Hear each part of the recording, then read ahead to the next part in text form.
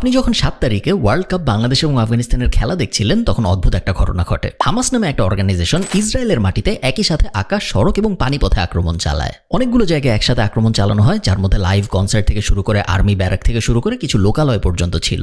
মাত্র কয়েক ঘন্টার মধ্যে 700-র বেশি ইসরায়েলি মানুষকে মারা হয় এবং অনেককে কিডন্যাপ করে নিয়ে যাওয়া পর্যন্ত হয়। এই জিনিস খুব একটা নর্মাল ঘটনা না পৃথিবীর বেশিরভাগ দেশের জন্যই, এবং ইসরায়েলের সাথে তো আরো নর্মাল না, কারণ ইসরায়েল বলে ওদের আছে মোসাদ, যেটা পৃথিবীর সবচেয়ে ভয়ঙ্কর ইন্টেলিজেন্স এজেন্সিগুলোর একটা, এবং এছাড়াও ওদের আছে পৃথিবীর সবচেয়ে পাওয়ারফুল আর্মিগুলোর একটা। আমি আমার জন্মের পরের থেকে শুনতেছি ইসরায়েল এবং ফিলিস্তিনের যুদ্ধ, গাজা, জেরুজালেম ইত্যাদি কথাবার্তা আমি কিন্তু একদম সেই ছোটবেলা থেকে শুনছি, এবং আমি জানি আপনারাও সেই ছোটবেলা থেকে শুনছেন। বাট আসলে সমস্যাটা কি, ইতিহাসটা কি, এই যুদ্ধের শুরু হলো কোথায় এবং এই যুদ্ধের উৎপত্তির ব্যাপারটা আসলে কি, ইসরায়েল এবং ফিলিস্তিন সবসময় মারামারি করে কেন, এই ব্যাপারটা আমরা বোঝার চেষ্টা করবো আজকের ভিডিওতে। চলুন শুরু করা যাক।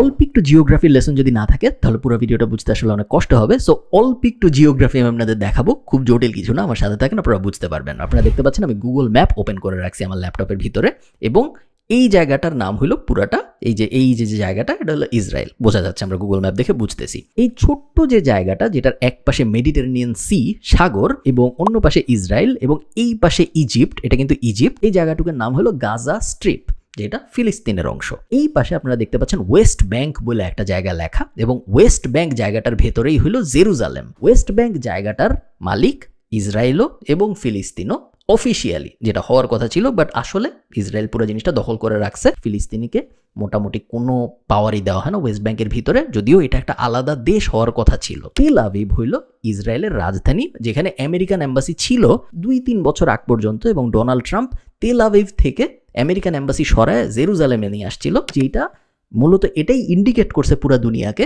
যে জেরুজালেমে যেহেতু আমরা এম্বাসি দিছি, তার মানে জেরুজালেম মনে হয় ইসরায়েলের। কারণ আপনি চিন্তা করেন, আমি যদি আমেরিকা হই এবং আমি যদি বলি আমার বাংলাদেশে এম্বাসিটা আছে মিরপুরে, তাহলে কি মনে হবে মিরপুর বাংলাদেশের ভিতরে? এই কারণেই তো বাংলাদেশে এম্বাসিটা আমি মিরপুরে বসাইছি, তাই না? সো এতদিন পর্যন্ত তেল আভিভের ভিতরে ছিল আমেরিকান এম্বাসি, কারণ আমেরিকা বলতো তেল আভিভ তো ইসরায়েলের। সো ইসরায়েল আমি যদি আমেরিকান এম্বাসি দিই, আমি তেল আভিভে দিছি। এখন যেহেতু আমেরিকান এম্বাসি জেরুজালেমে দিছে, সো ওরা এটাই বলতে চাইছে জেরুজালেমও তো আসলে ইসরায়েলের। এই কারণেই আমি জেরুজালেমের ভিতরে আমেরিকান এম্বাসি দিতেই পারি, কোনো সমস্যা নেই, যেটা আপনাদের বোঝায় যে আমেরিকা আসলে কতটুকু ইসরায়েলকে সাপোর্ট করে। আর কুইকলি আপনারা একটু দেখে ফেলেন এই ম্যাপটা, আমি একটু জুম আউট করবো তাহলে আপনাদের বুঝতে সুবিধা হবে। ইসরায়েলের এই পাশে হইল জর্ডান, জর্ডানের সাথে ইসরায়েলের বিশাল একটা বর্ডার আপনারা দেখতে পাচ্ছেন। ইসরায়েলের ওই পাশে হইল লেবানন, যেটা ইসরায়েলের সাথে ছোট্ট একটা বর্ডার শেয়ার করে, এবং আপনারা এই পাশে দেখতে পাচ্ছেন সিরিয়া, সিরিয়াও কিন্তু ইসরায়েলের সাথে একটা মেজর বর্ডার শেয়ার করে এই জায়গাটায়, এই যে এই কোণাটার ভিতরে। এবং এই পাশের পুরো জায়গাটাই হলো ইজিপ্ট। ইজিপ্ট বিশাল একটা দেশ, আমি যদি আরেকটু জুম আউট করে আপনারা বুঝতে পারবেন যে ইজিপ্ট আসলে কত বড়, বিশাল একটা দেশ হইলো ইজিপ্ট। এবং এই যে রেড সি, এই রেড সিটা কিন্তু আমি আপনাদের ইজিপ্টের যে ভিডিওটা ছিল আমার, ওখানে বিস্তারিত রেড সির ইতিহাস আমি বলছিলাম। এবং আমি যদি আরেকটু নিচে নামি ম্যাপের ভিতরে, তাহলে আপনারা দেখতে পারবেন যে সুয়েজ ক্যানাল ট্যানাল কই আছে, বাট ওগুলো বোঝার বিষয় না। ইসরায়েল জিওগ্রাফিক্যালি কোন জায়গাটায় অবস্থিত, জেরুজালেম কোন জায়গাটায় অবস্থিত, গাজা কি এবং ওয়েস্ট ব্যাংক কি, এই ব্যাপারটা যদি আপনি বোঝেন তাহলে আপনার বাকি ভিডিওটা বুঝতে অনেক বেশি সুবিধা হবে। চলুন আবার ভিডিওতে যাওয়া যায়। আচ্ছা, এটা হলো আজকের অবস্থা, বাট সব সময় কিন্তু ইতিহাস এরকম ছিল না। আপনারা সবাই আমি জানি মোটামুটি উসমান রাদিয়াল্লাহু তাআলা আনহুর নাম জানেন। আমাদের ধর্ম ইসলামে ওনার অনেক অনেক গুরুত্বপূর্ণ অবদান আছে। উসমান রাদিয়াল্লাহু তাআলা আনহুর কিন্তু অনেক ইন্সপায়ারিং এবং ইন্টারেস্টিং ঘটনা আছে ওনার জীবনের, যেগুলো নিয়ে আলাদা ভিডিওই হওয়া সম্ভব। উনি যে মহানবীর 2 মেয়েকে বিয়ে করলো, এক মেয়ে মারা যাওয়ার পর যুদ্ধে তারপর আরেকজনকে বিয়ে করলো, উনি যে মদিনায় একটা কুয়া কিনে তারপর ডোনেট করে দিল, বা মসজিদের সাইজ বড় করলো, মসজিদের পুরা জমি কিনে, অনেক অনেক ইন্টারেস্টিং স্টোরি আছে উনার, বাট ওগুলা এই ভিডিওর আলোচ্য বিষয় না। আপনারা যদি চান আমি উনাকে নিয়ে আলাদা একটা ভিডিও বানাই, আমাকে অবশ্যই কমেন্টে জানাবেন, আমি চেষ্টা করব। উসমান রাদিয়াল্লাহু তাআলা আনহুর নাম হঠাৎ করে এই ভিডিওতে বলার কারণ হলো উনার এই নামটা, উসমান নামটার থেকে ইন্সপিরেশন নিয়ে উনার মৃত্যুর প্রায় 700 বছর পরে টার্কিতে একটা লোক তার বাচ্চার নাম রাখে উসমান। 1300 সালের পর থেকে প্রায় 600 থেকে 700 বছর যেই বাচ্চাটার নাম রাখা হয়েছিল উসমান, এই বাচ্চাটা এবং তার দলবল এবং তার সন্তানেরা পুরা পৃথিবী শাসন করে। এখন আপনি ভাবতে পারেন যে আচ্ছা, 1300 সালের পরের থেকে পুরা পৃথিবী শাসন করছে এরা প্রায় 600-700 বছর, তার মানে তো 1800 সাল পর্যন্ত মোটামুটি শাসন করছে। 1800-র একটু পরে তো ইংরেজরাও অনেক কিছু শাসন করছে, যেগুলোর কথা আমরা সবাই জানি যে ইংরেজরা ভারতবর্ষ শাসন করেছিল। কিন্তু এই যে উসমানরা শাসন করছিল, এদের কথা আমরা কেন জানি না? এদের কথা কি আমাদের কখনো পড়ানো হয় নাই কোনো বইতে? কাহিনীটা হইলো পড়ানো হয়েছে, কিন্তু আপনি কখনো টের পান নাই। তার কারণ পড়ানোর মধ্যে একটা টুইস্ট ছিল। উসমান নামটা অ্যারাবিক নাম, আরবি নাম, এবং এই নামের একটা ইংলিশ ট্রান্সলেশন আছে। ইংরেজরা কিন্তু উসমান বলে না, ইংরেজরা এই নামটাকে যেই নামটা বলে সেই নামটা বললেই আপনারা পুরো ব্যাপারটা বুঝে যাবেন। সেই নামটা হইল অটোমান। উসমান থেকে অটোমান ব্যাপারটা আসছে, এবং অটোমান সাম্রাজ্যের কথা কিন্তু আমরা সবাই শুনেছি। এই অটোমান সাম্রাজ্যই প্রায় 700 বছরের মতো, 700 বছর একটু কম সময় পুরো পৃথিবীকে কিন্তু শাসন করেছে। অটোমান এম্পায়ারের হাতে একটা সময় দেখা গিয়েছিল এশিয়ার মেজরিটি অংশ আছে, ইউরোপের প্রায় পুরাটাই আছে, এবং মিডল ইস্টেরও একটা প্রায় মেজরিটি 90% মতো অংশ অটোমান এম্পায়ারের ভিতরে ছিল। এবং যে কারণে অটোমান এম্পায়ারের কথা আসতেছে 1800 সালের শুরুর দিকে আজকে যে ফিলিস্তিন বলে যে জায়গাটা আমরা চিনি, বা ইসরায়েল বলে যে জায়গাটা আমরা চিনি, বা জর্ডান, লেবানন, আশপাশের পুরা যে মিডল ইস্ট জায়গাটা আপনি চিনেন, বা ইজিপ্ট, এই পুরোটাই কিন্তু ছিল অটোমান এম্পায়ারের অধীনে। তো অটোমান এম্পায়ারের ভিতরের এই যে জায়গাটা, ফিলিস্তিন, প্যালেস্টাইন, এই ইজিপ্ট, জর্ডান, ইরাক, এই যে পুরা রিজিয়নটা, এই জায়গায় মানুষ সুখে শান্তিতে মোটামুটি বসবাস করত। মুসলিম বলেন, ইহুদি বলেন, খ্রিস্টান বলেন, সব ধর্মের মানুষই ওখানে ছিল, এবং সবাই মোটামুটি হ্যাপি ছিল 1800 সালের আশপাশে। হ্যাঁ, রিজিওনাল ওয়ার ছিল, ওই সময় পুরো পৃথিবী অশান্ত ছিল, বাট কোনো মেজর ঝামেলা ছিল না। তো যদিও ইহুদিরা এই অঞ্চলে হ্যাপি ছিল, অটোমান এম্পায়ারের অধীনে যে ফিলিস্তিন ছিল ওইখানে হ্যাপি ছিল, বাট পুরো দুনিয়ায় কিন্তু ইহুদিরা এত হ্যাপি ছিল না।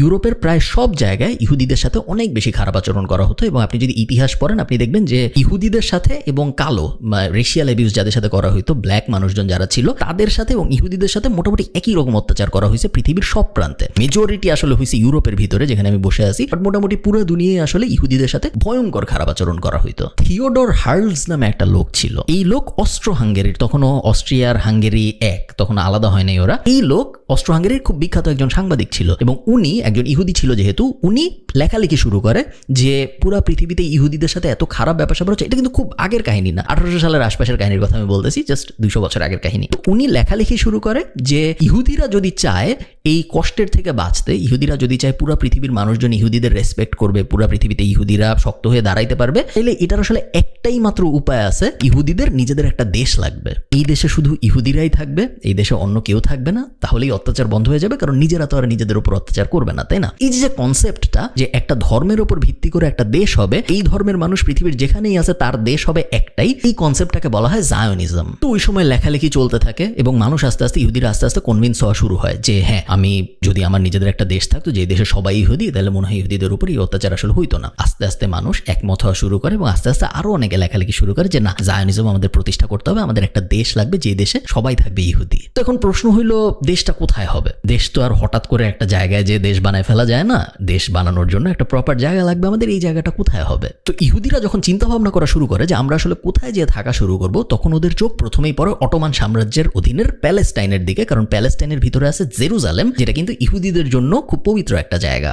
শুধু তাই না, অটোমান সাম্রাজ্য প্যালেস্টাইন দখল করার বা শাসন করার অনেক আগের থেকে, প্রায় 950 BC বা তার আগের থেকে হিব্রু বাইবেলে লেখা আছে যে ইহুদিরা একসময় জেরুজালেম শাসন করত। যে ইহুদিরা যেহেতু একসময় জেরুজালেম শাসন করত বলে বাইবেলে লেখা আছে, এবং পরবর্তীতে ওরা জানে যে জেরুজালেম এখনো আমাদের জন্য একটা পবিত্র জায়গা, এবং ওরা মোটামুটি তাকায় দেখে যে অটোমান সাম্রাজ্যের ভিতরে তখন যে ইহুদিরা বসবাস করতেছে তাদের সাথে তেমন কোনো খারাপ কিছু করা হচ্ছে না, সবকিছু মোটামুটি ভালোই চলতেছে। তো পৃথিবীর সব ইহুদিরা আস্তে আস্তে প্যালেস্টাইনে আসা শুরু করে। তো ওই সময় তো কোথাও থেকে কোথাও যাইতে কোনো ভিসা লাগতো না, কোনো সমস্যা ছিল না, এবং অটোমান সাম্রাজ্য খুব ওপেন ছিল, খুব প্রপার একটা সুন্দর শাসন ব্যবস্থা ছিল, যেখানে কোনো তেমন বড় সমস্যা ছিল না, এবং ওইখানে ইহুদিরা আগে থেকেই ছিল 20,000-এর মতো মানুষ। তো এমন না যে নতুন ইহুদি আসলে কোনো সমস্যা আছে। তো পুরো পৃথিবী থেকে ইহুদিরা অটোমান সাম্রাজ্যের ভিতরের প্যালেস্টাইনে আসা শুরু করে, এবং অটোমান সাম্রাজ্য ওদেরকে ওপেন আর্মস দিয়ে গ্রহণ করে, কারণ মানুষ আসতেছে, পুরো পৃথিবীর থেকে নিপীড়িত মানুষ আসতেছে, পুরো পৃথিবীতে ইহুদিদের সাথে অত্যাচার করা হয়েছে, তারা সবাই বাঁচতে আস্তে আস্তে প্যালেস্টাইনে আসতেছে, কেউ আটকায় না, এবং আস্তে আস্তে ইহুদিরা ফিলিস্তিনে আসা শুরু করে।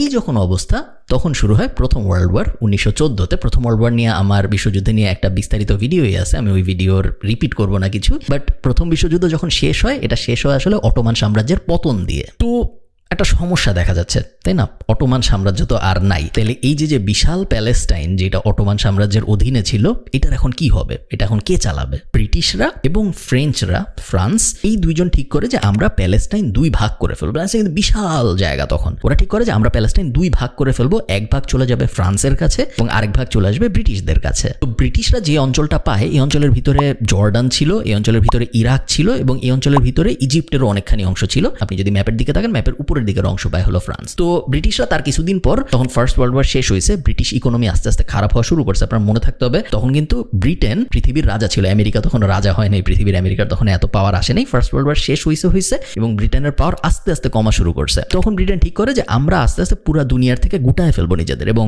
আপনারা জানেন যে তার 30 বছর পরে ব্রিটেন কিন্তু ভারতবর্ষ থেকেও চলে গেছে ইন্ডিয়া ছেড়ে, না হলে আমরা কখনো হয়তো স্বাধীন হইতেই পারতাম না যদি ইন্ডিয়া প্রথমে স্বাধীন না হইতো। তো ওরা ঠিক করে যে আমরা আস্তে আস্তে চলে যাবো। তো ওরা প্রথমে ইরাক ছেড়ে দেয়, তারপর ওরা জর্ডান ছেড়ে দেয়। ইরাক এবং জর্ডান এই দুইটা অঞ্চল স্বাধীন হয়ে যায়, বাট তারপরেও প্যালেস্টাইনের একটা বিশাল অংশ কিন্তু ব্রিটিশরা নিজেদের কাছে রেখে দেয়। তো ব্রিটিশরা যে অঞ্চলটা রেখে দেয়, যে অঞ্চলকে বলা হইতো তখন ব্রিটিশ প্যালেস্টাইন, এই অঞ্চলের ভিতরে তখন আরবরাও আছে, এই অঞ্চলের ভিতরে তখন ইহুদিরাও আছে। ইহুদিরা তখন বলা শুরু করলো যে এই অঞ্চল তো মনে হয় আমাদের, তার কারণ ওই 950 BC-তে ইহুদিরা একসময় পুরা প্যালেস্টাইন শাসন করতো, তো এই অঞ্চল তো আমাদের, এই অঞ্চলের রাইট আমাদের। আরবরা বলা শুরু করলো যে মাত্র কয়েকদিন আগে 950 BC-র কথা, বিফোর ক্রাইস্টের কথা আগে কেন বলতেছো, মাত্র কয়েকদিন আগে বিশ্বযুদ্ধের আগে এই পুরো অঞ্চল ছিল অটোমান সাম্রাজ্যের। তো এই অঞ্চল আসলে আমাদের, আর তোমরা মাত্র আসছো, আমরা এখানে হাজার খানেক বছর ধরে আসি, তো এই অঞ্চল মনে হয় আমাদের। তো এই দুই দল এই অঞ্চল নিয়ে তো ওই সময় আস্তে আস্তে মারামারি শুরু করে, বাট আজকের স্কেলে মারামারি তখনও শুরু হয় নাই। এই যে মারামারি চলতেছে দুইটা জাতের মধ্যে, এই মারামারিটা চলতে চলতেই হিটলার পাওয়ারে চলে আসে জার্মানিতে। এবং হিটলার আসার পরে কি হয়েছে ইহুদিদের সাথে আপনারা সবাই জানেন, নাজি বাহিনী কি করেছে। পুরা পৃথিবীর ইহুদিরা তখন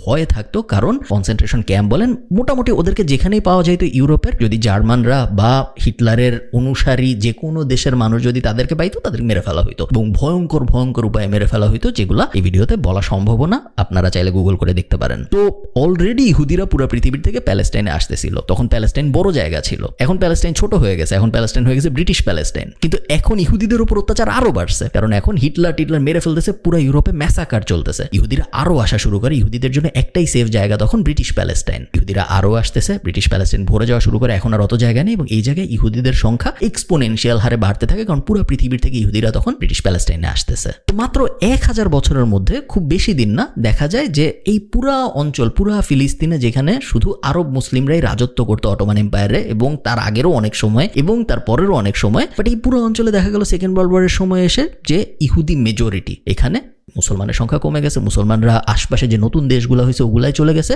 এবং এই অঞ্চলে যে আরব মুসলমানরা আছে তারা আস্তে আস্তে মাইনরিটি হিসেবে ফিল করা শুরু করলো, কারণ ইহুদি দিয়ে ভরে যাচ্ছে জায়গাটা। তো আপনার বুঝতে হবে, আপনি ইহুদিদের উপরেও দোষ দিতে পারেন না, কারণ তারা নিপীড়িত হয়ে আসতেছে, তারা শখে আসতেছে না অনেকে, তারা পুরো ইউরোপের যে বাজে অবস্থা ওটা থেকে বাঁচার জন্যই আসলে একটা মাত্র সেফ জায়গা আছে, এইখানে আসতেছে। তো এই জায়গায় আরো সিরিয়াস ওয়ার হওয়া শুরু হয় আরবদের মধ্যে এবং ইহুদিদের মধ্যে, এবং ব্রিটেন পড়ে যায় বিপদের মধ্যে। আপনি চিন্তা করেন, ব্রিটেন ততদিনে ফার্স্ট ওয়ার্ল্ড ওয়ার শেষ, সেকেন্ড ওয়ার্ল্ড ওয়ার শেষ, ব্রিটেন নিজেদের নিয়ে বিজি। ব্রিটেনের ওই যে গোল্ড ইকোনমি আস্তে আস্তে খারাপ করতেছে, গোল্ড থেকে বের হয়ে আসতেছে, পেট্রো ডলারের ব্যাপারটা আস্তে আস্তে আসতেছে। ব্রিটেনের মানুষজন বলা শুরু করে যে ভাই আমার দেশ বিপদে, এই যে ব্রিটিশ কিংডম যেটা ইউনাইটেড কিংডম, এইটা হইলো বিপদের মধ্যে আছে, তুমি কিসের মিডল ইস্টে যায় একটা জায়গায় প্যালেস্টাইন ব্রিটেন বানায় রাখছো, ওখানে দুই দল মারামারি করতেছে, তোমার কি? সো ব্রিটিশরা বলা শুরু করে নিজেদের সরকারকে যে ভাই ওগুলা ছেড়ে ছুড়ে চলে আসো, ওগুলার মধ্যে থাইকো না। ব্রিটিশরা ঠিক তাই করে। ব্রিটিশরা ওই যে ব্রিটিশ প্যালেস্টাইন ছিল ওই পুরো জিনিসটা জাতিসংঘকে দিয়ে দেয়। জাতিসংঘ তখন নতুন নতুন হয়েছে এবং জাতিসংঘকে দিয়ে ওরা বলে যে ভাই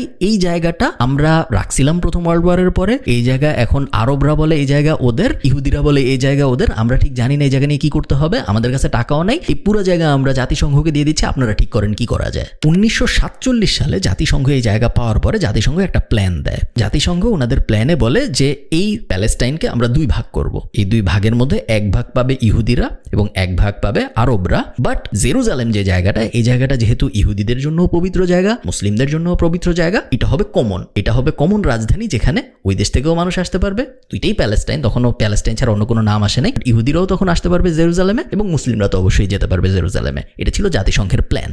এই প্ল্যানটা খুব একটা খারাপ ছিল না যদি আপনি প্রথমে দেখেন, বাট আপনি যদি একটু গভীরে তাকান তাহলেই আপনি বুঝবেন যে প্ল্যানের মধ্যে একটা বড় সমস্যা ছিল। হ্যাঁ, দুইজনকেই রাজধানী জেরুজালেমের অ্যাক্সেস দেওয়া হয়েছে, আরবদেরও দেওয়া হয়েছে, মুসলিমদেরও দেওয়া হয়েছে এবং ইহুদিদেরও দেওয়া হয়েছে। বাট ইহুদিদেরকে পুরো প্যালেস্টাইনের ভিতরে যতটুকু জায়গা দেওয়া হয়েছে ভার্সেস আরবদের যতটুকু জায়গা দেওয়া হয়েছে, এইটার মধ্যে বিস্তর ফারাক। ইহুদিদের অনেক বেশি জায়গা দেওয়া হয়েছে এবং জাতিসংঘের লজিক ছিল যে ওই এলাকায় এখন যেহেতু ইহুদি বেশি, এই কারণে ওদের বেশি জায়গা লাগবে, সো দেশের 70-80% ইহুদিদের দিয়ে দেওয়া হয়েছে আর 20%-এর মতো মুসলমানদের দেওয়া হয়েছিল ওই সময়, যেটা আরবরা মানতে পারেনি। যুদ্ধ শুরু 1948-এর এই যুদ্ধটাকে বলা হয় আরব ইসরায়েল ওয়ার এবং এই যুদ্ধে আরবের পক্ষে আশপাশের সব দেশ অংশগ্রহণ করে ইসরায়েলের বিপক্ষে, যে Egypt, Jordan, Syria, Lebanon, Iraq, এই 5টা দেশ ভার্সেস ইসরায়েল। এই হলো যুদ্ধ, এবং এই যুদ্ধে ইসরায়েল জিতে। 1 বছর এই যুদ্ধ চলে এবং তারপরে দেখা যায় যে পুরা প্যালেস্টাইনের মেজরিটি আসলে ইসরায়েলের কাছে চলে গেছে। ইসরায়েল প্রতিষ্ঠিত হয় একটা দেশ হিসেবে ওই সময় যে, এবং ইসরায়েল প্রাউডলি বলে যে আমরা যেহেতু এখন যুদ্ধ করে এই দেশ দখল করে ফেলছি, এখন তো আর আমরা এটা ছাড়বো না, এটা আজকের থেকে ইসরায়েল। প্যালেস্টাইন আমরা বুঝি না এখন আর, ইসরায়েল এটা আমরা জায়োনিজম প্রতিষ্ঠা করে ফেলেছি, আমরা ইহুদিদের জন্য একটা রাষ্ট্র বানায় ফেললাম। 1 বছর পরে এই যুদ্ধ যখন শেষ হয় এবং এই যে ইসরায়েল ঘোষণা দিয়ে ফেললো যে আমরা দখল করে ফেলছি এই পুরো জিনিসটা, এই যুদ্ধ শেষ হওয়ার পরে দেখা যায় যে জর্ডান এক কোনায় অল্প একটু জায়গা দখল করছে এবং ইজিপ্ট আর এক কোনায় অল্প একটু। জর্ডান ইজিপ্ট এরা কিন্তু যুদ্ধ হারছে, ইসরায়েল জিতছে, ইসরায়েলি মেজরিটি দখল করছে, বাট জর্ডান যে জায়গাটা অল্প একটু দখল করে এবং ইজিপ্ট যে জায়গাটা অল্প একটু দখল করে, ওইখানে হয় নতুন ফিলিস্তিন, এবং বাকি পুরা যে ফিলিস্তিন ছিল ওটা হয়ে যায় ইসরায়েল। এবং জর্ডান যে জায়গাটা দখল করে রাখতে পারছিল এই 1 বছরের যুদ্ধ শেষ হওয়ার পরে, ওইটাকেই আমরা আজকে চিনি মেইনল্যান্ড ফিলিস্তিন হিসেবে, এবং ইজিপ্ট যেই অল্প একটু জায়গা দখল করে রাখতে পারছিল ওই জায়গাটাকে আজকে আমরা চিনি গাজা হিসেবে। যুদ্ধ যখন শেষ হয়, যুদ্ধ শেষ হওয়ার আগ পর্যন্ত তো সব যুদ্ধ চলতেছে, বাট যুদ্ধ শেষ হওয়ার পর যেহেতু ইসরায়েল প্রতিষ্ঠা হয়ে গেছে, ইসরায়েল বলে যে ভাই এইখানে যত নন জু ছিলা, যত নন ইহুদি মানুষ ছিলাম, মুসলিম ছিলাম, বেসিক্যালি নন ইহুদি বলতে আসলে মুসলিমই বোঝায় ওই সময়, তারা এখন এই 2 জায়গায় চলে যাও, হয় তোমরা গাজায় চলে যাও অথবা তোমরা নতুন ছোট্ট ফিলিস্তিনে চলে যাও, যেটা জর্ডান বাঁচাইতে পারছিল, বা গাজা যেটা ইজিপ্ট বাঁচাইতে পারছিল, এই দুইটার কোনোটায় তোমরা চলে যাও, বাকি পুরাটা এখন ইসরায়েল, এইখানে আমরা তোমাদের রাখবো না। প্রায় 8 লাখ মানুষকে, 8 লাখ, 1 2 জন না, এই 2 জায়গায় পাঠায় দেওয়া হয় জোর করে। এবং আপনি চিন্তা করেন গত 1000 বছর ধরে মানুষ থাকতো, তাদের বাপ দাদা দাদার দাদা সবাই থাকতো, পুরা দেশ ছিল তাদের। জাস্ট 1 বছরের মধ্যে একটা যুদ্ধের পরে এদের বলে দেওয়া হয় যে এই সব জায়গা ছেড়ে তোমাদের চলে যাইতে হবে, এটা এখন আরেক দেশ, এটা এখন আর তোমাদের ফিলিস্তিন নেই, ফিলিস্তিন ওই 2 পাশের ছোট্ট 2টা জায়গা, বাকি যে পুরাটা এটা আসলে এখন ইসরায়েল। এই যে পুরো ব্যাপারটা, যে জিনিসটা হলো, এটাকে বলা হয় আল নাকবা, এবং ইংরেজিতে এটাকে বলা হয় ক্যাটাস্ট্রফি, এবং আল নাকবা বলে আপনি গুগল করলে এটার ব্যাপারে আপনি পুরা বিস্তারিত জানতে পারবেন। তো এরপর কিছুদিন সব নর্মাল, যেরকম নর্মাল আসলে থাকা সম্ভব যুদ্ধের পরে ওরকম নর্মাল। নতুন ইসরায়েল তেমন কিছু বলে না, নতুন ফিলিস্তিনও আসলে তেমন কিছু বলে না, কারণ দুইজনের কারো পক্ষেই আসলে বুঝে উঠতে পারতেছিল যে এখন নেক্সট মুভ আসলে কি হবে। ফিলিস্তিনিরা একটু ভয়ঙ্করভাবে স্যাড যে আমাদের পুরো একটা সুন্দর সাজানো বাগান ছিল, পুরোটা ধ্বংস হয়ে গেছে। ইসরায়েলিরা অনেক বেশি হ্যাপি, কারণ যুদ্ধের পরে ওদের আসলে জাতিসংঘ ওদের যা দিত তার থেকেও বেশি পাইছে ওরা যুদ্ধ করে, তো ওরা খুবই হ্যাপি। এখন ওরা নিজেদের দুজনই আসলে নিজেদের দেশ গোছানো নিয়ে কিছুদিন বিজি থাকে। এই বিজি থাকার কিছুদিন পরেই 1967 সালে এসে জাস্ট 20 বছরের আশপাশে একটু নর্মাল থাকে সবকিছু, আবার যুদ্ধ শুরু, এবং এক্স্যাক্ট সেম টাইপ যুদ্ধ। সব আরব দেশগুলো এক হয়ে যায়, আবার ওই 5টা মেজর আরব দেশ এবং ইসরায়েলের বিরুদ্ধে যুদ্ধ ঘোষণা করে। 5টা মেজর দেশ যুদ্ধে, যাদের সাথে বর্ডার আছে, ইরাক, জর্ডান, লেবানন, সিরিয়া টিরিয়া, যাদের সাথে বর্ডার আছে তারা তো সরাসরি ইসরায়েলের বিপক্ষে যুদ্ধে নামে। যাদের সাথে বর্ডার নাই, ধরেন কাতার টাতার, এই সব দেশও এই মুসলিম দেশগুলোকে সাপোর্ট দেয়। সো সব দেশ এগেনস্ট ইসরায়েল ওই সময় যুদ্ধ করে। বাট ততদিনে 20 বছর যেহেতু হয়ে গেছে ইসরায়েলের, ততদিনে ইসরায়েলেরও অনেক অ্যালাই হয়ে গেছে। আমেরিকা, ইউরোপে ইসরায়েল অনেক বন্ধু বানায় ফেলছে, এবং এই যুদ্ধেও ইসরায়েল জিতে। এবং এই যুদ্ধে ইসরায়েল এমনভাবে জিতে যে ওরা শুধু যে নিজেদের ইসরায়েল দখল করে তা না, ওরা উপরে যে জর্ডান অনেকখানি দখল করে ফেলে, নিচে এসে ইজিপ্ট অনেকখানি দখল করে ফেলে, এবং এই 2 দখল করা জায়গা ওরা পরে ছেড়ে দেয়, পিস ট্রিটি সাইন করে। মেইনলি সোজা বাংলা যদি আমরা বলি, ওরা ইজিপ্টের যে অংশ দখল করছিল ওরা ওটা ইজিপ্টকে ফেরত দিয়ে দেয়, বলে তোমরা আর কোনোদিন আমাদের অ্যাটাক করবে না, তাহলে ফেরত দিব। সেম জর্ডানের সাথে এটা হয়, এবং বাকি সবাই মোটামুটি হার মেনে যায়, এবং সবাই এটাই ধরে নেয় যে ইসরায়েলকে মনে হয় আর হারানো সম্ভব হবে না। এবং এই যুদ্ধের পরেই 1967 যুদ্ধের পরেই মূলত ওইদিকে যে গাজা ছিল ওটাও ইসরায়েল দখল করে ফেলে পুরাটা, যেটা ফিলিস্তিন মেইনলি। তারপরে ওই পাশে যে ফিলিস্তিনটা ছিল, যেটা নতুন ফিলিস্তিন হিসেবে মাত্র 20 বছর আগে আত্মপ্রকাশ করলো, ওইটাও ইসরায়েল দখল করে ফেলে। তো তখন অবস্থা এমন একটা আসে যে ফিলিস্তিন আসলে ম্যাপ থেকে মুছে ফেলার মতো সিচুয়েশন হয়ে গেছে, কারণ পুরোটাই ইসরায়েল হয়ে গেছে। আগে তো তাও ব্রিটিশরা যখন ছেড়ে গেছিল বা জাতিসংঘ যখন ভাগ করছিল, ফিলিস্তিনিদের খুব কম দেওয়া হয়েছে, ফিলিস্তিনিদের সাথে খারাপ করা হয়েছে, ঠিক আছে, বাট একটু দেওয়া হয়েছিল। তারপর প্রথম যুদ্ধের পরেও ফিলিস্তিনিরা একটু রাখতে পারছিল, জর্ডান একটু বাঁচাইতে পারছিল, ইজিপ্ট একটু বাঁচাইতে পারছিল। বাট এই যুদ্ধের পরে দেখা যায় ওরা কিছুই বাঁচাতে পারেনি, এবং ইসরায়েল চাইলে পুরাটাকেই ইসরায়েল বানায় ফেলতে পারে, ফিলিস্তিন তখন আর থাকবেই না ম্যাপে। এভাবেই জাস্ট 50 বছরের মধ্যে ইসরায়েল পুরো ফিলিস্তিন দখল করে ফেলে। ইসরায়েল দখল করে ফেলা মানে এই না যে পুরা যুদ্ধ শেষ, তারপরেও সুইসাইড বম্বিং হচ্ছিল গাজার থেকে মানুষ। ফিলিস্তিন বলে হয়তো অত স্ট্রং কোনো জায়গা নেই, বাট ফিলিস্তিনি মানুষ তো ছিল, তারা বিভিন্নভাবে চেষ্টা করছিল অ্যাটাক করার, বাট কোনোটাই এমন মেজর কোনো অ্যাটাক ছিল না যেটা দেখে মনে হচ্ছিল যে না ইসরায়েল অনেক বড় বিপদে থাকবে। ততদিনে ইসরায়েল লবিং করে এই করে সেই করে খুব পাওয়ারফুল একটা দেশ হয়ে যাচ্ছে অলরেডি, এবং বড় বড় অ্যালাই বানায় ফেলছে ওরা ততদিনে। সো সবাই এটাই ধরে নিচ্ছিল যে ইসরায়েল মনে হয় জিতে গেছে পুরো ব্যাপার, বাট কখনোই ইসরায়েল পুরোপুরি জিততে দিতে পারে নাই, তার কারণ ফিলিস্তিনিরা কখনোই একদম হাল ছেড়ে দেয় নাই। বিভিন্ন সময় বিভিন্ন সুইসাইড বম্বিং হইতো, বিভিন্ন সময় ইসরায়েলের ওপর বিভিন্ন দিক থেকে অতর্কিত অ্যাটাক হতো এবং ইসরায়েলের জন্য পুরো ব্যাপারটা একটা নুইসেন্স টাইপ হয়ে গিয়েছিল। এবং এই রকম সময়ে অসলো অ্যাকর্ড বলে একটা জিনিস হয় আমেরিকান হস্তক্ষেপে, যেই অসলো অ্যাকর্ডের মূল বক্তব্য এটাই ছিল যে এখন থেকে ইসরায়েল আর ফিলিস্তিন একজন আরেকজনকে আর গুলি করবে না, দুজনের মধ্যে এখন থেকে আর কোনো অস্ত্র দিয়ে যুদ্ধ হবে না। এবং এই অসলো অ্যাকর্ডের মধ্যে অসলো অ্যাকর্ড দুইটা হয়, অসলো অ্যাকর্ড 1 এবং 2, এবং দুইটা সারমর্ম এটাই যে ওই যে ছোট্ট ফিলিস্তিন এবং ছোট্ট গাজা ছিল ওই জায়গাগুলা আবার ফিলিস্তিনের কাছে পুরোপুরিভাবে চলে যাবে, ইসরায়েল ওই দুই জায়গা থেকে সরে যাবে এবং ওই দুই জায়গার মধ্যে যে জায়গায় জেরুজালেম আছে যেটা ওই পাশের ফিলিস্তিনে, ওই জেরুজালেমে ইসরায়েল এবং ফিলিস্তিন দুইজনই পার্টিসিপেট করবে, দুইজনের ওখানে কমন পাওয়ার থাকবে। এছাড়া বাকি যে ফিলিস্তিন আছে ওই ফিলিস্তিনের মেজরিটি আসলে ফিলিস্তিনের হাতে ফেরত দেওয়া হচ্ছে ছোট্ট জায়গায়, এবং বাকি যে পুরো ম্যাপটা আছে ওটা তো ইসরায়েলের আছেই। ইসরায়েল রাজ করা শুরু করে এবং ইসরায়েলের এই রাজ করার মানে এটা না যে পুরোপুরিভাবে যুদ্ধ থেমে গেছে, সুইসাইড বম্বিং চলতে থাকে। ফিলিস্তিনিরা নিজেদের দেশ ফেরত পাওয়ার জন্য যা যা তাদের পক্ষে করা সম্ভব সবকিছুই করার চেষ্টা করে। খুব বেশি সাপোর্ট ওরা ইন্টারন্যাশনালি পায় এরকম না, কারণ ততদিনে ইসরায়েল লবিং টবিং করে মেজর পাওয়ার সেগুলা সবই নিজেদের বানায় ফেলছে। আমেরিকা, ইউরোপ, সেই ইউরোপ যে ইউরোপ মাত্র কয়েকদিন আগে ইহুদিদের সাথে ভয়ঙ্কর বাজে আচরণ করতেছিল, হিটলাররা সবাই ইহুদিদের সাপোর্টার হয়ে যায়, সবাই ইসরায়েলের সাপোর্টার হয়ে যায় এবং ফিলিস্তিনের সাপোর্টার মোটামুটিভাবে কেউই নাই ওই সময়, এরকম ধরা হয়। এবং ঠিক তার কিছুদিন পরে 1987 সালের দিকে যদি আমি ভুল না করি অসলো অ্যাকর্ড বলে একটা জিনিস হয়, এটা একটা শান্তি চুক্তি এবং এটা আমেরিকার মধ্যস্থতায় হয়। এবং মূলত শান্তি চুক্তির সারমর্ম এটাই যে জেরুজালেমে ইসরায়েল এবং নতুন ফিলিস্তিনের সবারই অ্যাক্সেস থাকবে, কারণ জেরুজালেম দুজনের জন্যই পবিত্র জায়গা, এবং বাকি যে গাজা টাজা আছে এইগুলা ফিলিস্তিনিদের হাতে ফেরত দিয়ে দেওয়া হবে। আপনারা যা ইচ্ছা করেন এটা নিয়ে, ইসরায়েল এগুলো আর হস্তক্ষেপ করবে না। ইসরায়েল তাদের যে বিশাল দেশটা এখন আছে ওই দেশটা নিয়ে থাকবে। অ্যাকচুয়ালি আসলে তা হয় না, অসলো অ্যাকর্ড হয়, বাট ইসরায়েল তারপরেও হস্তক্ষেপ চালায় যায়। ইসরায়েল রেগুলারলি ওই সব জায়গায় ঢুকে এবং খুব বাজেভাবে ঢুকে। ইসরায়েলের মানুষজন যখন জেরুজালেমে ঢুকে, আপনারা সবাই জানেন যে মসজিদের ভিতরে ঢুকে কি হয় বা গাজা স্ট্রিপে ঢুকে কি করে, ওগুলো আমি এখন ভিডিওতে বলতেছি না। বাট মূলত অসলো অ্যাকর্ডে যা যা বলা হয় যে শান্তি চুক্তি করা হয়, অস্ত্র চালনা করা হবে না, এটা ইসরায়েল মানে, বাট অস্ত্র চালনা করা হবে না মানে এই না যে জিনিসটা হয়ে গেছে। আপনারা বুঝতে পারতেছেন যে ইসরায়েল বলে যে আমরা অস্ত্র চালনা করবো না, ওরা অস্ত্র চালনা করে না, কিন্তু ওরা দেখা যায় যে কোনো সময় মসজিদে ঢুকে মারতেছে। কিছু বলে যে আমরা তো অস্ত্র চালাই নেই, বা ওরা দেখা যায় যে গাজায় বিভিন্ন বাসা ভেঙে ঢুকে যাচ্ছে, বা একটা ইহুদির হয়তো বাসা নেই, বা ইহুদি একজন গরিব, সে আস্তে করে ফিলিস্তিনের ভিতরে চলে যায়, ফিলিস্তিনের একটা বাসা সে দখল করে ফেলে। কিছু বলা হলে বলে যে কোনো অস্ত্র তো চালানো হয় না, কোনো সমস্যা নেই। এবং যদি ফিলিস্তিনিরা মামলা করার চেষ্টা করে, মামলা কাদের করবে? না আছে কোনো আইন ব্যবস্থা, সবই ইসরায়েলের কন্ট্রোলে। তো খুব আনফর্চুনেট একটা ব্যাপার হয় যে ফিলিস্তিনিরা গাজার এপাশে তো নাই, মেইন ফিলিস্তিনেও দেখা যায় যে খুবই মানবেতর জীবনযাপন করা শুরু করে তারা। তো ইসরায়েল আস্তে আস্তে পাওয়ারফুল হতে থাকে, ফিলিস্তিনের পাওয়ার আস্তে আস্তে আরও কমতে থাকে, যা ছিল তার থেকেও কমতে থাকে। ফিলিস্তিনের মানবেতর জীবনযাপন আরও নিচের দিকে যেতে থাকে এবং ইসরায়েল আরও উপরের দিকে যেতে থাকে। ইসরায়েল যত উপরের দিকে যায় তত জায়নিজমের ফলোয়ার যারা ছিল তারা আরও ইসরায়েলে আসা শুরু করে। পৃথিবীর দাবত জায়গায় যত ইহুদি মানুষজন ছিল যারা তখনও ইসরায়েলে আসে নাই, তারা এখন আসা শুরু করে, কারণ এখন তো ইসরায়েল বিশাল, এখন ইসরায়েলের আর কোনো সমস্যা নাই, যুদ্ধ সব শেষ, অসলো অ্যাকর্ড হয়ে গেছে, কোনো সমস্যা নেই কোথাও। পুরো পৃথিবী থেকে মানুষজন ইহুদিরা আসা শুরু করে ইসরায়েলে, এবং একটা ছোট্ট গ্রুপ তারা এটা মেনে নিতে পারে না। যাই হোক, আমরা কখনোই এটা স্বীকার করবো না, আমরা কখনোই এটা মানবো না যে ইসরায়েল নামে একটা দেশ আছে, কারণ পুরোটা ফিলিস্তিন ছিল গত 1000 বছর। অন্য আরেকজন জোর করে এসে দখল করে কিছু আইন বানায় নিজেদের দেশ বানায় ফেলছে, মানে এই না যে এটা ওদের দেশ হয়ে গেছে, এটা আমাদের দেশ ছিল, এটা আমাদের দেশই থাকবে। এবং এই যে ছোট্ট গ্রুপটা, এই গ্রুপটার নাম হলো হামাস, যারা গাজা দখল করে ফেলে তার কিছুদিন পর, এবং গাজা দখল করে গাজা শাসন করা শুরু করে হামাস নামে এই অর্গানাইজেশন।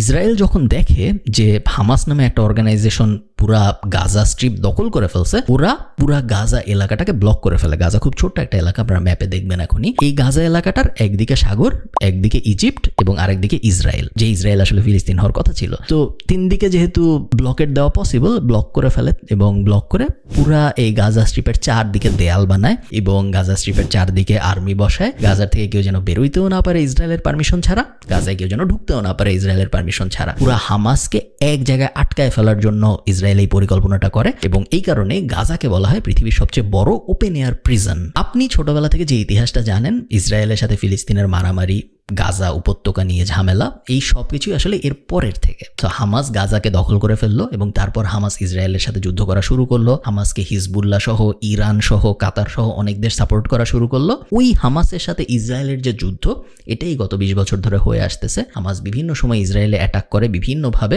এটা রিসেন্ট অ্যাটাক আমরা দেখলাম গত সপ্তাহে। ইসরায়েলও অনেক সময় প্রভোক করে, ইসরায়েল অনেক সময় জেরুজালেমে ঢুকে যায়। গাজার সাথে তো ইসরায়েল ভয়ঙ্কর রকম বাজে আচরণ করে। গাজা খুব ছোট্ট একটা জায়গা, আপনারা যদি ম্যাপে দেখেন, এই জায়গার কারেন্ট থাকবে নাকি থাকবে না ইসরায়েল ঠিক করে, পানি যাবে নাকি যাবে না ইসরায়েল ঠিক করে, খাবার কি কি ঢুকবে সব খাবার ঢুকতে দেয় না। গাজায় কিন্তু 2 মিলিয়ন মানুষ বসবাস করে, 20 লাখের মতো মানুষ, তার মধ্যে হাফ শিশু, 50% শিশু। গাজার মানুষ কোথাও যাইতে পারে না, গাজার মানুষের কোনো রাইটস নাই, গাজার মানুষকে যে কোনো কদম নেওয়ার জন্য ইসরায়েলের পারমিশন নিতে হয়, যেটা আরেকটা দেশ, কারণ গাজার মানুষ তো ফিলিস্তিনি, ইসরায়েল আরেকটা দেশ, আরেকটা দেশের পারমিশন নিতে হয় যে কোনো কিছু করার জন্য। এবং এত কিছুর পরেও এরা জানে না যে কখন আকাশ থেকে ইসরায়েলি বোম পড়বে, এবং অনেক সময় কোনো কারণ ছাড়াই বোম পড়ে, কারণ ইসরায়েল সবসময় বলে যে আমরা হামাস নিধনে কাজ করতেছি, এবং এই হামাস নিধনের অজুহাতটা দিয়ে সিভিলিয়ানদের উপরে বোম ফেলা হয়, বাচ্চাদের উপর বোম ফেলা হয়, কোনো হিসাব নিকাশ নাই কি কি করা হয়, যেগুলো আপনারা সব জানেন। এবং এভাবেই চলতেছে গত 20 বছর ধরে হামাস এবং ইসরায়েলের মারামারি, কোনো থামার নাম নিশানা নাই। রেগুলারলি এই মারামারি কিছুদিনের জন্য পজ হয় এবং আবার শুরু হয়। অনেক সময় ইসরায়েল নিজেই এই জিনিস শুরু করে, যখন ইসরায়েলের ইলেকশন আসে বা যখন ইসরায়েলের সরকারের একটু খারাপ অবস্থা চলে, তখন সরকার নিজেই গাজায় কিছু এক্সট্রা বোম টোম ফেলে, কিছু বাচ্চা টাচ্চা মেরে, কিছু মানুষজন মেরে ইসরায়েলকে দেখায় যে দেখো আমরা কত পাওয়ারফুল, ন্যাশনালিস্ট মুভমেন্ট যেটা বলে, আমাদের সরকার আমাদের দেশ কত শক্ত। এগুলো সবই ইসরায়েল বোঝায় হলো নিরীহ মানুষকে গাজায় মেরে মেরে। এবং মাঝে মধ্যে হামাস চেষ্টা করে রিটালিয়েট করতে, মাঝে মধ্যে হামাস চেষ্টা করে পাল্টা অ্যাটাক করতে, যেগুলোর বেশিরভাগই আসলে দেখা যায় যে ইসরায়েল তারপরে আবার যখন পাল্টা অ্যাটাক করে প্রতিশোধ নেওয়ার জন্য, ক্ষতিটা মূলত আসলে ফিলিস্তিনিদের হয়, এবং ক্ষতিটা এমন ফিলিস্তিনিদের হয় যাদের আসলে কোনো দোষ নাই, যাদের পুরা ফিলিস্তিনটাই তাদের হওয়ার কথা ছিল, যেটা হয় নাই। শুধু যে তা হয় নাই তা না, যারা দখল করছে ওইটা, তারা তাদেরকে রেগুলারলি নিগ্রহ করে যাচ্ছে, তারা তাদেরকে রেগুলারলি মানবেতর জীবনযাপনে বাধ্য করে যাচ্ছে। এই জিনিস কবে শেষ হবে কেউ জানে না। এটাই সবাই জানে ইসরায়েল এবং ফিলিস্তিনের মারামারি কেন, বাট কেউ পুরো ইতিহাসটা জানে বলে আমার মনে হয় না, যে কারণে আমি চেষ্টা করলাম এই ভিডিওতে আপনাদের সাথে শেয়ার করতে। আমি যে সব কিছু খুব বেশি জানি এরকমও না, সো কোনো ভুল হয়ে থাকলে আমাকে কমেন্টে জানাবেন, কোনো প্রশ্ন থাকলেও আমাকে কমেন্টে জানাবেন। আমি অনেক কিছু কভার করতে পারিনি, সেগুলো আমি কভার করার চেষ্টা করবো আপনাদের প্রশ্নের উত্তর দিয়ে। ভালো লাগলে ভিডিওটা শেয়ার করতে পারেন। ভালো থাকবেন, টাটা।